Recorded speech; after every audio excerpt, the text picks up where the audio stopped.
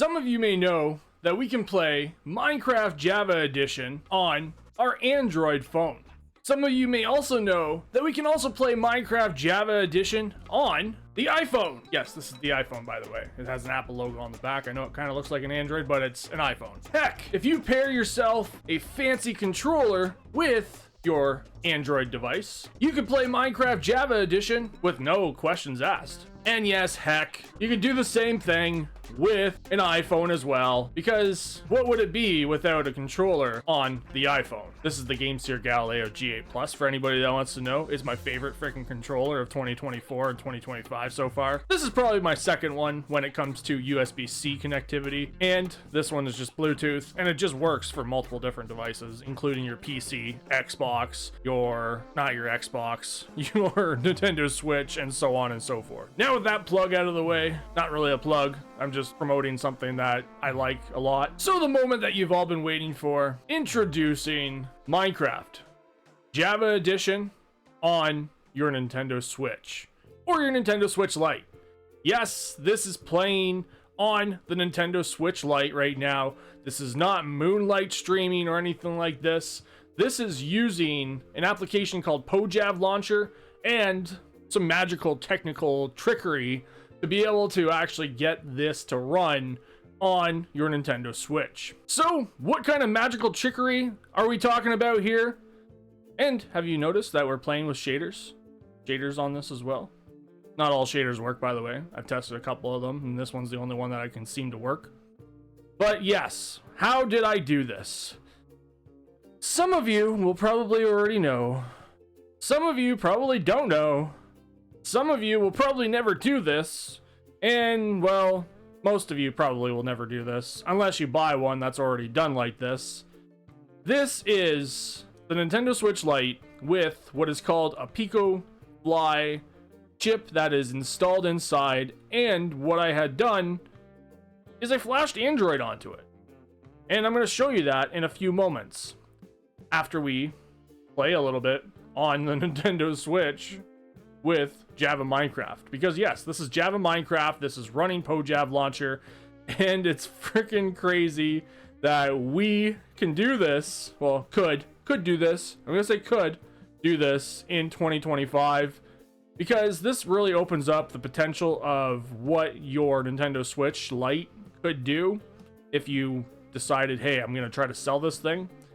No, don't sell it. Maybe you could just use it like I'm using it right now. Play some Nintendo Switch, play some Java Minecraft. Yeah, sometimes I forget what I'm gonna say because I don't always write scripts for my videos. I usually just kind of wing it and talk while I'm doing things. However, yes, this is freaking cool.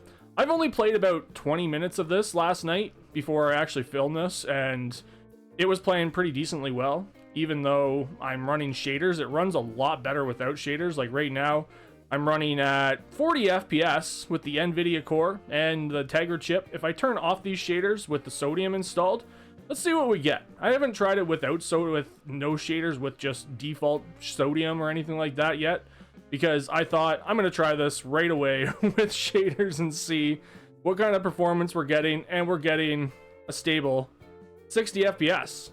That's flipping amazing. Flipping amazing, because that NVIDIA Tegra chip is actually pretty performant. I'm not using performance mode for anybody that knows how to use Android on their Nintendo Switch. PoJav Launcher has recently updated their application this year alone to have an awesome renderer called the LTW renderer. They've patented this renderer. I'm pretty positive from what I've heard is that it's their actual renderer that they have coded themselves, and it's closed source. So this renderer does help a lot with any devices that are kind of lower end, and it only works with devices or with Minecraft Java Edition above, I think, version 1.17. The Holy GL4 whatever, that renderer does pretty well as well. I did test that one out, but right now, like I said, this is just using sodium in the background. I'm also using the shader packs, and I'm not using any other mods other than sodium and iris and the shader packs. Again, you got to use this with a hacked switch. Either it's a hacked Switch Lite or a hacked normal Switch, and then you got to load Android onto it. How you do that? Well, if this video gets 1,000 likes, I'll share a video about how I installed Android on my Nintendo Switch, because it's actually not as hard as some people make it seem. I watched a tutorial myself, and the guy kind of like was back and forth and stuff like that, even though people were like, oh, this tutorial's great. I was like, with my experience, I'm like, you can do this in 5 minutes. Not really that hard. I've loaded custom ROMs on my Android devices in the past, so I kind of know how to do things like this, and it's really not that hard of a job because everything is running off of the SD card as well. So yes, it's really not that difficult. Now, I'm going to look into what Nintendo Switch consoles are compatible, because he said something about some Nintendo Switches might not be compatible with this. I'm not too sure. I'm not sure if that's just like the V1 Switches. I have no clue. I only just did this last night, did it in under like 20 minutes myself, and I'm going to share how I did it in another video down the road.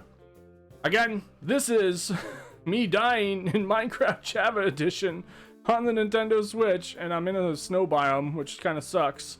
And I'm going to show you the home menu. This is just literally Nintendo Switch home menu with Android installed. I didn't install any Google apps or anything like that, because the less bloatware you have, the better.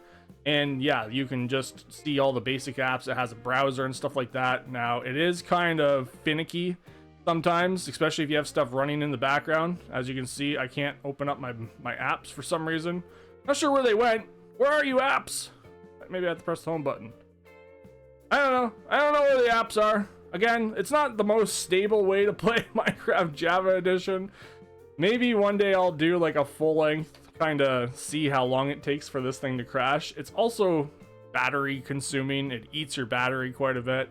But again, it's still flipping cool to see that technology can do this in 2025.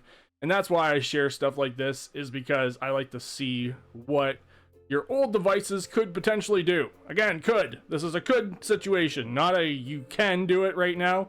It's a could. And well, I'm doing it. It's because I like to mess around with software, and I like to mess around with devices and stuff like that. So if you want to take your hand at rooting or hacking your Nintendo Switch, not rooting, your Nintendo Switch, flashing Android on it, and if you like this video, and you like this kind of stuff, then hit that thumbs up button, because I'll show you how to actually put Android on your Nintendo Switch Lite potentially in 2025.